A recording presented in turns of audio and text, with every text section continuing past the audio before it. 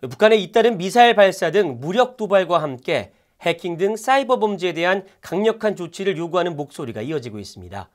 30억 달러 규모의 북한 사이버 공격 의심 사례를 유엔이 조사하고 있다는 보도가 나오자 미국 의회의 영김 하원 의원은 북한의 지속적인 제재 회피 활동을 비판하면서 북한의 사이버 범죄를 겨냥한 제재를 강화해야 한다고 밝혔습니다. 이조은 기자가 보도합니다.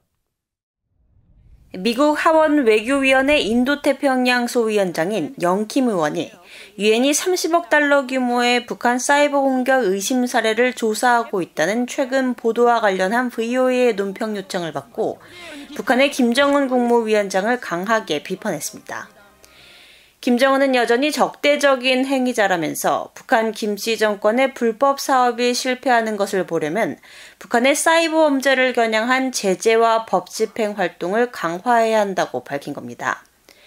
김 의원은 또 지난해 7월 북한의 불법 정보기술 IT 자금 조달에 관한 인도태평양 소위원회 청문회를 개최한 사실을 언급하면서 앞으로도 대북 제재 정책의 허점을 메우기 위해 확고한 입장을 견지할 것이라고 밝혔습니다.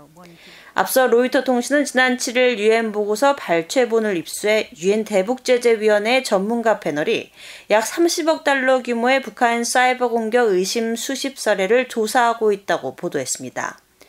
구체적으로는 2017년부터 2023년까지 암호화폐 관련 기업에 대한 북한의 사이버 공격으로 의심되는 58건을 조사하고 있으며 북한은 이를 통해 대량 살상 무기 개발 자금을 지원하는 것으로 알려졌다고 전했습니다.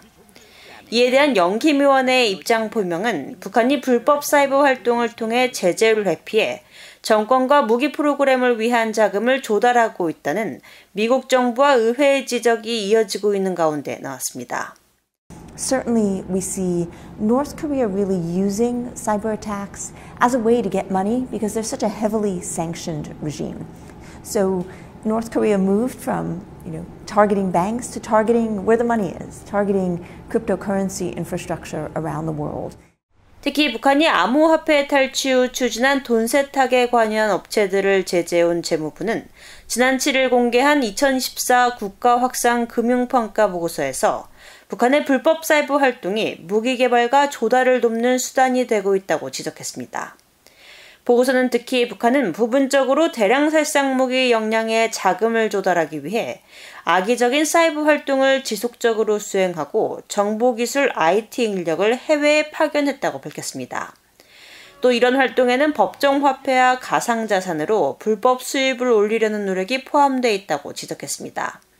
VOA 뉴스 이조은입니다.